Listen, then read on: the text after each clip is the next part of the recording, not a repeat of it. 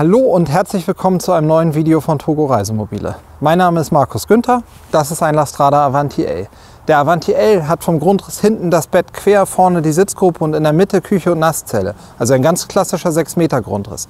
Warum es trotzdem gerechtfertigt ist, ein Avanti L in der 6 Meter Klasse zu kaufen, obwohl er einen Ticken teurer ist als die meisten anderen Fahrzeuge in dieser Klasse, das schauen wir uns in diesem Fahrzeug ganz genau an und gucken, wo man die Qualität vom Lastrada im Detail wirklich sehen kann.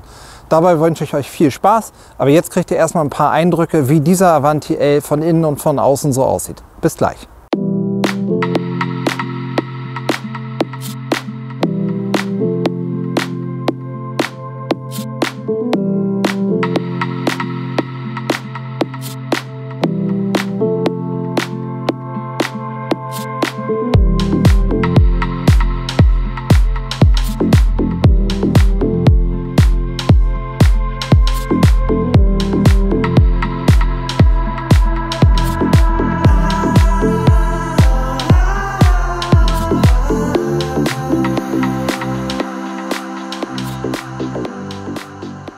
Ja, das ist der erste Eindruck, den ihr vom Lastrada Avanti L bekommen konntet. Ich denke, man kann sogar auf den Bildern schon bestimmte Dinge erkennen, die richtig cool sind, dass das mit der Polsterung richtig schön ist, dass das super hochwertige Materialien sind, dass einfach dieses gesamte, man sagt neudeutsch so schön Look and Feel dazu, einfach ein schlüssiges Gesamtkonzept ist. Grundsätzlich haben wir es beim Avanti L in der Situation so, dass es der klassische 5,99 m Fiat Ducato ist, in der normalen Höhe, also der H2-Höhe, so wie es bei den meisten anderen Fahrzeugen auch ist. Bei uns zum Beispiel wären es noch der Pössl Touring Plus als Vergleichsfahrzeug oder eben auch in der ähnlichen Preisklasse wie der Lastrada, der Westfalia Columbus 600. Im Detail sind die Fahrzeuge dann aber doch immer wieder erstaunlich unterschiedlich. Und wenn wir gleich so durchs Fahrzeug durchgehen, dann kann man, glaube ich, schon verstehen, dass Lastrada an einigen Ecken ein bisschen teurer ist als andere Fahrzeuge, weil eben auch sehr viel Aufwand in Details gesteckt wird. Und dann schauen wir gleich drin nochmal, wie Konfigurationsmöglichkeiten sind. Und gerade für denjenigen, der sagt, ich möchte mein Fahrzeug gerne ein bisschen ab Werk schon individualisiert bestellen können, haben wir bei Lastrada unfassbar viele Möglichkeiten. Von außen muss man zugegebenermaßen sagen, ist das ein Fahrzeug, was jetzt nicht spektakulär anders ist, aber zum Beispiel wird dieser Wagen langfristig auch noch auf 18 Zoll Felgen gestellt. Und hier haben wir ein Fahrzeug, was bewusst zusammengestellt worden ist, nicht so auffällig zu sein, nicht sofort als Wohnmobil zu erkennen ist, deswegen auch keine Markise oben mit drauf. Aber die ganzen vielen schönen Sachen, wie man so schön sagt, es trägt den, ich glaube früher hat man gesagt, es trägt den Nerz nach innen. Also von innen ein super hochwertiges, schönes Fahrzeug. Grundsätzlich ist es bei Lastrada immer so, dass alle Fahrzeuge Rahmenfenster haben, auch mit den getönten Scheiben, hier schön bündig von außen schließend. Und das natürlich beim Fahrzeug in dieser Preisklasse müssen das immer Rahmenfenster mit sein. Hier direkt hinten dran haben wir Entlüftungsgitter für den Kühlschrank. Das ist zum Beispiel einer der Punkte, wo man schon anfangen kann, wie viel Individualisierungsmöglichkeiten ihr habt. Hinter den Lüftungsgittern können sich nämlich verschiedene Kühlschränke verstecken. Ihr könnt bei nahezu allen Lastrada-Modellen wählen, ob ihr einen Kompressor oder einen Absorberkühlschrank haben wollt, ob ihr eine Dieselheizung oder eine Gasheizung haben wollt, ob ihr die mit oder ohne Stromunterstützung haben wollt. Und so gibt es halt unendlich viele Dinge, die man aussuchen kann. Ja, das ist Aluminium Grau Metallic, ein ganz klassisches Silber. Bei Lastrada hier hinten den Frischwasser-Einfüllstutzen, das kennen wir. Aber zum Beispiel auch ein Punkt, den ich bei keinem unserer anderen Werke ab Werk mitbestellen kann, ist die Gasaußensteckdose. Jetzt gibt es viele Grundrisse, da können wir von Togo das natürlich nachrüsten. Aber wenn ich sage, ich hätte gerne ab Werk gleich eine gute Lösung, um meinen Grill draußen zu betreiben, eine Gasaußensteckdose ab Werk bekomme ich nur bei Lastrada. Und das macht natürlich das Leben viel leichter. Und ehrlicherweise ist zum Beispiel auch eine Gassteckdose, die ich ab Werk mitbestelle, viel günstiger als eine, bei der wir nachträglich den ganzen Möbelbau auseinandernehmen müssen. Ja, wenn man von hinten ins Fahrzeug reinschaut, wir fangen heute mal auf der Rückseite des Fahrzeugs an, sieht man auf den ersten Blick, ist es ein Grundriss, genauso wie ich das bei 6 Meter erwarte. Ich habe das Bett hinten, ich habe es hier richtig schön groß und ich hole uns gleich, damit wir die Maße mit dazu haben, hole ich uns mal ganz kurz mit mein Messgerät mit dazu. Kleiner Augenblick.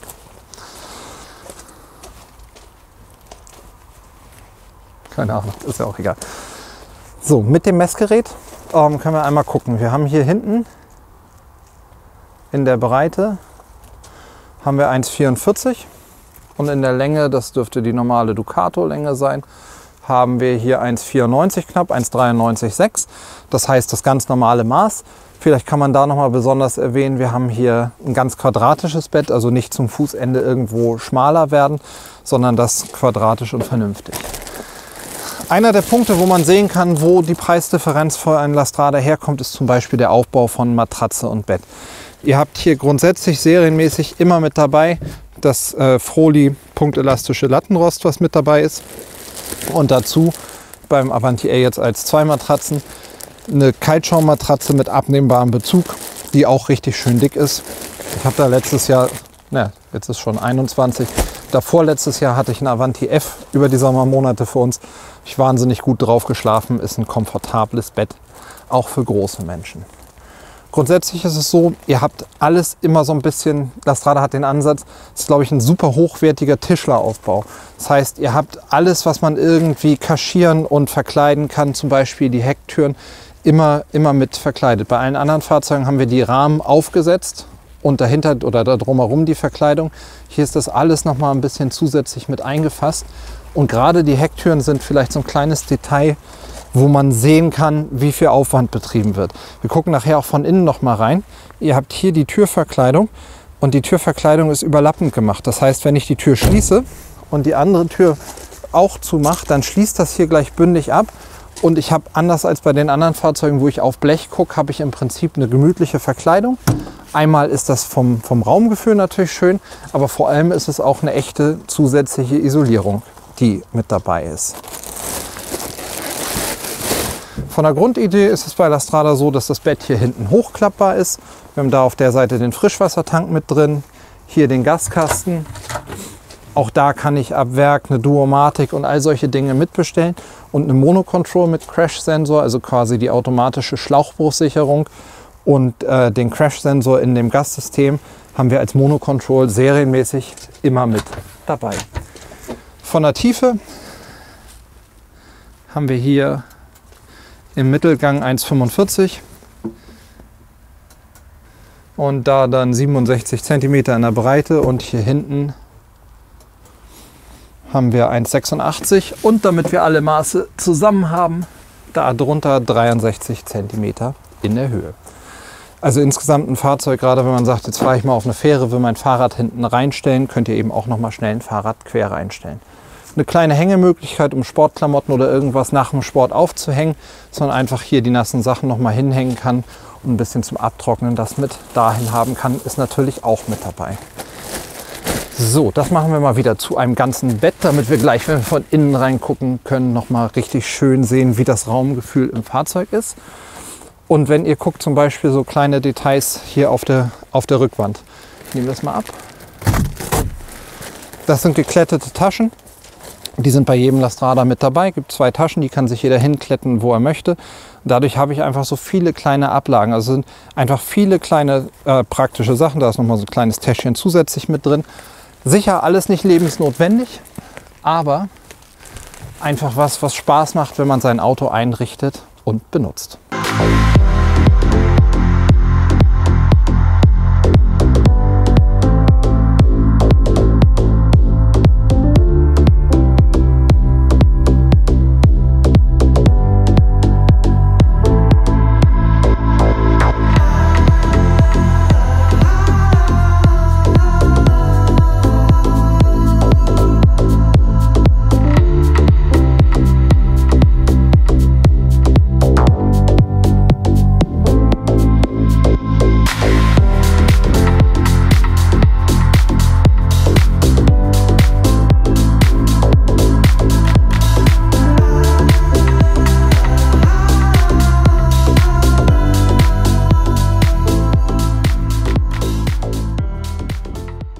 Damit wir euch die Lampen am Lastrada ein bisschen besser zeigen können, haben wir es ein bisschen dunkler werden lassen. Grundsätzlich haben wir jetzt an diesem Fahrzeug eine Regenrinne mit Außenleuchter angebaut. Das heißt, hier ist eine kleine LED-Lampe mit dabei, die ich von außen auch mit der Fernbedienung dimmen und ein- und ausschalten kann. Total angenehm, wenn man zurückkommt zum Auto und sich einfach, wenn da vor dem Auto eine Pfütze sein sollte, da einfach schon mal Licht an- und ausmachen kann. Das ist was man bei Lastrada ab Werk mitbestellen kann. Das können wir euch natürlich bei anderen Fahrzeugen auch einbauen. Aber hier kriege ich halt immer so ein bisschen dieses Gesamtpaket aus einer Hand. Einer der Punkte, an dem man schön erkennen kann, wie viel Aufwand Lastrada in einzelne Details steckt, ist zum Beispiel hier diese Schublade. Ihr werdet jetzt sagen, hä, ist eine Schublade? Grundsätzlich richtig, ist eine normale Schublade.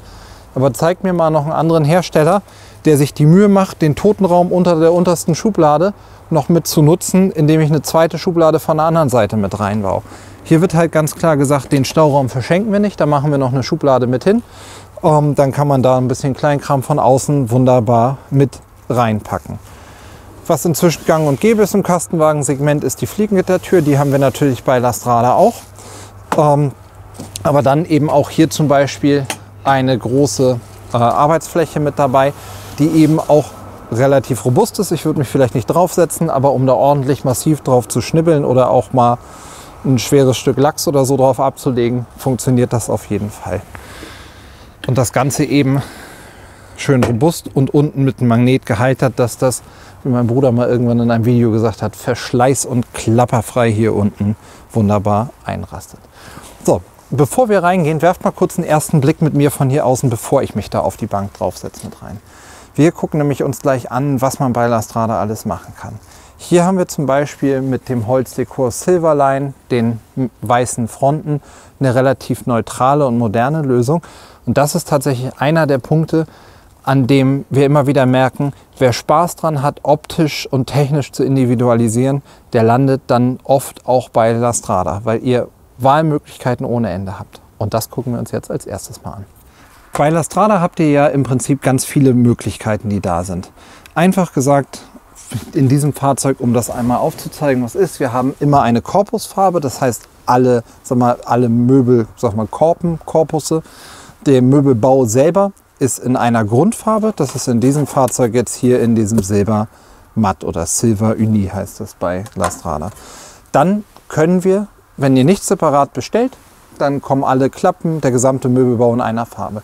Hier haben wir jetzt ganz bewusst abgesetzt. Das sieht man jetzt, das sind weiße Fronten. Das heißt, wir haben hier silbernen Möbelbau mit weißen Fronten. Passend zu euren Hölzern, je nachdem, ob ihr eben eher in den natürlichen Tönen oder eher etwas technischer unterwegs seid, könnt ihr bei Lastrada immer die Wand- und die Deckenbespannung auch wählen. Hier bei Grau und Silber nimmt man natürlich den grauen Stoff. Alternativ gäbe es dort aber auch so eine Lösung, die Sand heißt, also so ein Beige-Ton, der da ist. Jetzt kann man aber eben auch darüber hinaus, haben wir eine unfassbare Auswahl an Hölzern. Und ich habe jetzt einfach nur mal ein paar Extreme rausgesucht, die da sind, damit ihr nur mal Ideen bekommt, wie unterschiedlich das sein kann. Und im Prinzip könnt ihr all das, was ich in der Hand halte, in unterschiedlichen Variationen, also es kann alles Klappe oder alles auch Korpus sein. Das heißt, wir haben jetzt hier Eiche dunkel, Eiche hell, so heißen die beiden. Das sind Hölzer, die vielleicht nehme ich hier mal eins raus, ich weiß nicht, ob man das kannst du sehen, dass da so eine Maserung drauf ist, ja, ne? So ein bisschen, also das ist auf jeden Fall, das ist natürlich immer nur Dekor, aber das hat auch gefühlt eine Maserung mit dabei, bei einigen mehr, bei anderen weniger. Dann gibt es so ein Betondekor, was mit dabei ist. Oder eben auch ganz verrückte Sachen, einfach mal in Rot, was wir zum Beispiel relativ regelmäßig abgesetzt mit dabei haben, wenn man ein graues Interieur hat. Oft wollen Leute dann eine bunte Klappe abgesetzt haben. Oder eben auch sehr häufig, so wie das hier ist, mit weißen Fronten abgesetzt, eben wahlweise matt oder glänzend. Ganz häufig haben wir zum Beispiel auch so Holzdekore mit weißen Dingen. Ihr kriegt immer wieder schöne Eindrücke, wenn ihr uns bei Instagram folgt. Denkt also da unbedingt auch dran, weil wir dort von den meisten Fahrzeugen oder von vielen Fahrzeugen, die wir ausliefern, auch Fotos machen, die wir dann immer mit zeigen. Hier sind, ich will das jetzt nicht ausufern lassen, noch mehr Hölzer mit dabei. Die mit dabei sind ein neues Graumatt, was jetzt fürs neue Modell ja mit dazu kommt. Und schwarz glänzen. Also es gibt alles, was das Herz begehrt. So, wenn eure grundsätzliche Entscheidung gefallen ist und ihr sagt, ich weiß, ich will Silver mit weißen Klappen, dann ist es bei Lastrada so, dass ihr grundsätzlich 5 oder 6 Stoffe als Grundstoffe zur Auswahl habt. Das sind die hier, das sind eigentlich für jeden Farbtyp irgendwas mit dabei. Mal mit ein bisschen stimmiger, mal weniger stimmig, aber zum Beispiel würde Fiori, glaube ich, Aria heißt der, würde hier zum Beispiel auch zu passen. Dann kann man aber natürlich auch sagen, nee, bei den Serienstoffen finde ich erstmal nichts. zeig mir doch mal, was es an Teilleder gibt. Dann würden wir, das machen wir alles mit euch zusammen, die verschiedenen Teilleder-Varianten, die natürlich, da gibt es dunkle, helle, erdfarbene, blau, lila, in allen Varianten. Teilleder-Varianten, um gleich mal eine Idee mit dazu zu geben, Teilleder kosten Tausender Aufpreis. Wenn ihr sagt, auch das gefällt mir nicht, ich hätte gerne Vollleder, gibt es eine kleine Auswahl an Vollleder-Varianten, um da mal eine Idee zu haben. Grober Aufpreis 2000 €, dass man auch da eine Idee zu hat. Da haben wir natürlich auch noch größere Muster. Und dann, wer immer noch sagt, das reicht mir alles überhaupt nicht, dann beuge ich mich nach hinten, sage, ich habe da mal was vorbereitet. Dann greifen wir unseren Sonderstofffächer und da gibt es eigentlich zwei verschiedene Welten. Es gibt die Natura-Stoffe, die sind relativ rau in der Variante, so ein bisschen herber vielleicht. In den wildesten Farben, aber auch total schlüssig und schön. Auch dort mit in allen Farben mit dabei. Und deswegen habe ich den mir als letztes aufbewahrt, gibt es die Variante Unico. Das ist das, was wir jetzt hier zum Beispiel haben. Das ist ein Stoff, den gibt es seit dem letzten Modelljahr. Der ist sehr schlicht, super angenehm anzufassen. Ist im Prinzip qualitativ der gleiche Stoff. Das könnt ihr einfarbig oder zweifarbig haben. Ich finde das hier super stimmig zusammengestellt. Und zwar ist es außen in einem Stück und in der Mitte mit so Querabnähern noch mit dabei. Und auch da habt ihr wieder verschiedene Farben, die ihr eben auch untereinander kombinieren könntet.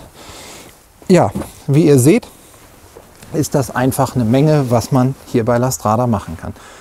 So viel Individualität hat ehrlicherweise am Ende des Tages auch seinen Preis. Da will man auch nicht unterschlagen. Wenn wir hier zum Beispiel jetzt uns angucken, hier Aufpreis für Silver kostet 995 €. Die weißen Fronten nochmal 450 €. Und wenn wir einen Sonderstoff nehmen, nochmal 400 €. Das heißt, wir haben jetzt hier ungefähr 2000 € in Stoff und Holz investiert. Serienmäßig wäre es das Holzdekor Ahorn mit einem der Serienstoffe. Da liefern wir auch immer wieder Fahrzeuge aus. Das ist auch eine schöne Variante. Also es geht da einfach darum, jeder findet das Auto, was er will. So, das war jetzt ein sehr langer Exkurs in die verschiedenen Konfigurationsmöglichkeiten bei Lastrada. Das habt ihr, glaube ich, verstanden. Was ihr noch nicht sehen konntet, weil ich da drauf gesessen habe, ist, wie komfortabel das vom Sitzen ist. Wir haben hier bei Lastrada, anders als bei anderen Herstellern, fest aufgepolsterte Sitzflächen und Rückenlehnen. Das heißt, es ist nicht einfach ein Schaumstoffquader, der drauf liegt, sondern fest aufgepolstert alles.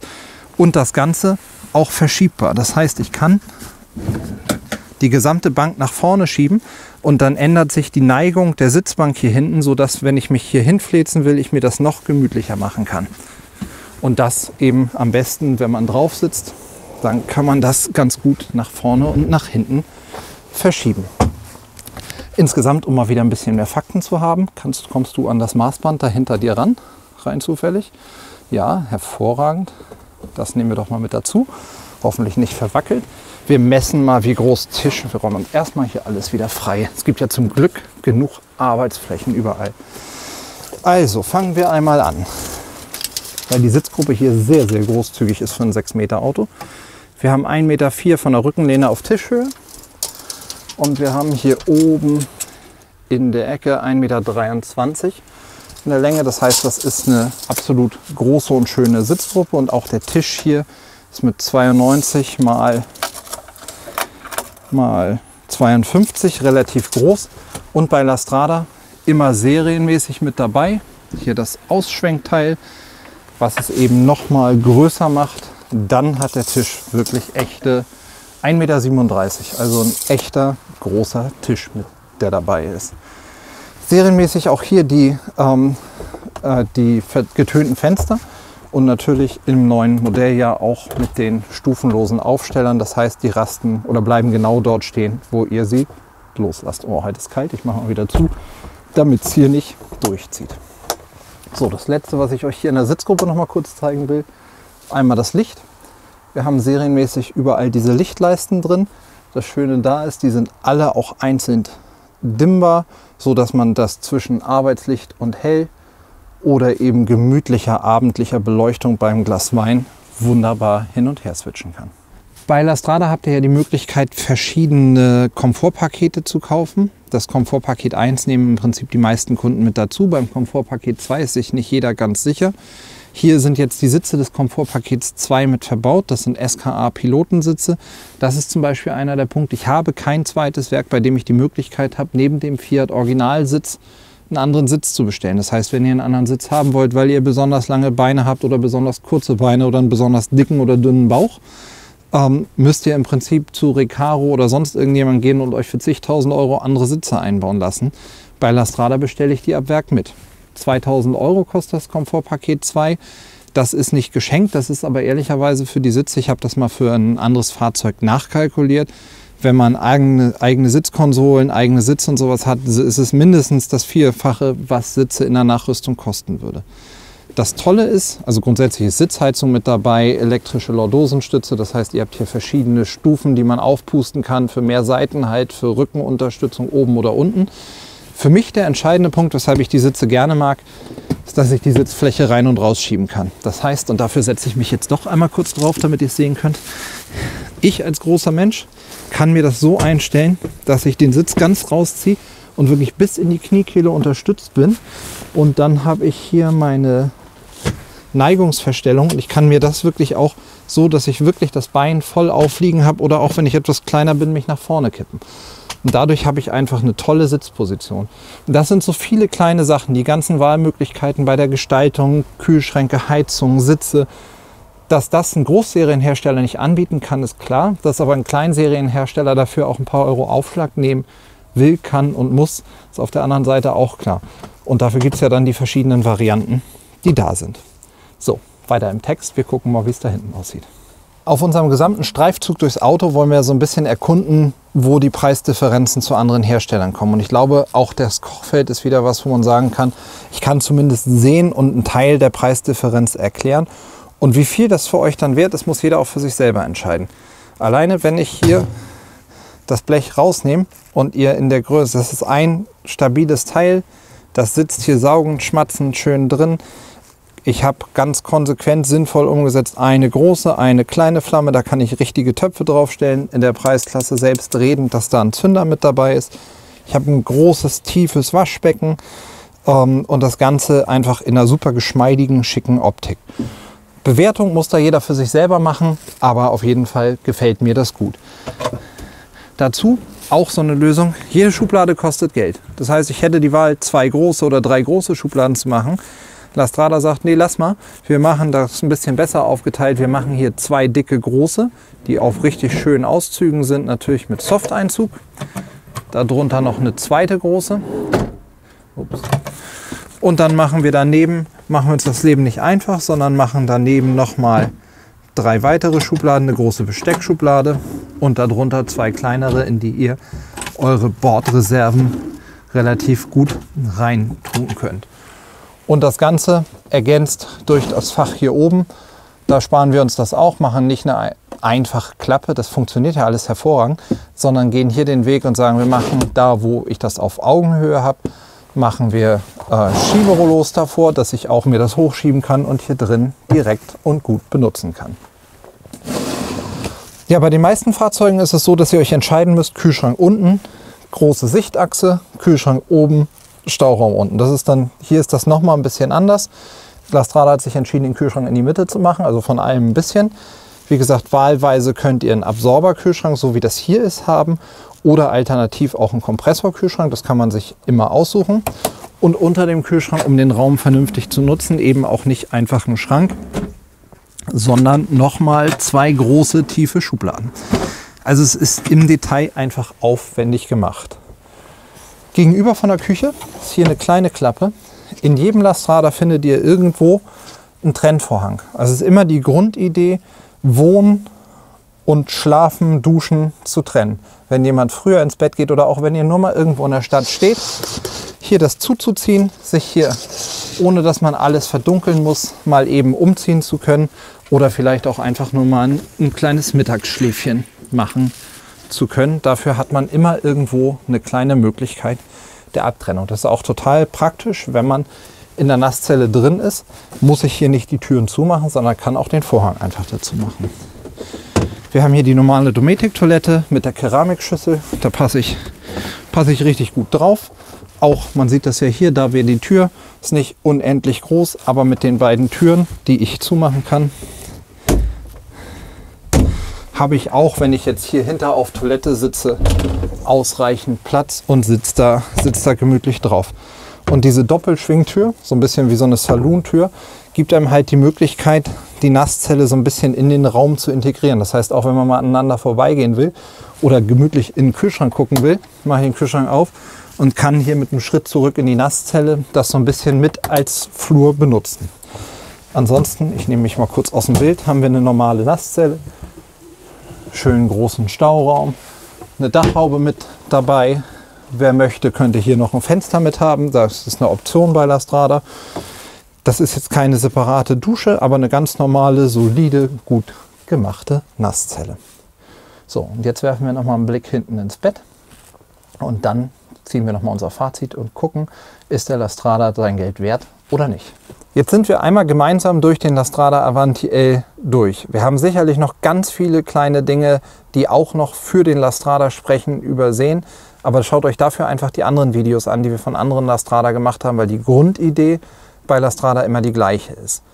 Jetzt ist natürlich die Frage, ist das Ganze das Geld wert? Also ist ein Kastenwagen von Lastrada mehr wert als ein anderes Fahrzeug? Und ich glaube, das muss tatsächlich jeder für sich ganz individuell beantworten, weil wirklich der Mehrpreis dann gerechtfertigt ist, wenn ihr Spaß daran habt, die Sachen zu machen. Man kann genauso fragen, ist ein Audi A6 wirklich das doppelte Wert von einem Skoda Octavia?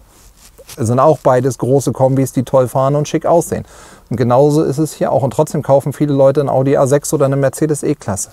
Genauso ist es hier eigentlich auch. Für denjenigen, der da Spaß dran hat, der vielleicht genau seinen Wunsch umgesetzt bekommt, weil er einen tollen Pilotensitz hat oder weil er eine tolle Matratze hat oder weil er genau seine Konstellation der Heizung und des Kühlschranks aussuchen will, der wird bei Lastrada auf jeden Fall glücklich und der darf sich dann gerne an uns wenden, weil wir auch wirklich, die Autos sind unendlich unterschiedlich und da steckt wirklich der Teufel im Detail und da konfigurieren wir mit euch gerne euer Wunschfahrzeug, weil ich glaube, da kann man mit ganz wenig Kniffen zum einen viel Geld sparen oder auch viel Geld ausgeben, je nachdem, was ihr wollt, aber das Auto wirklich genau so gestalten, wie das euer Traumfahrzeug ist. Man kann natürlich auch sagen, nee, pass auf, das ist mir alles in Summe ein Tick zu viel.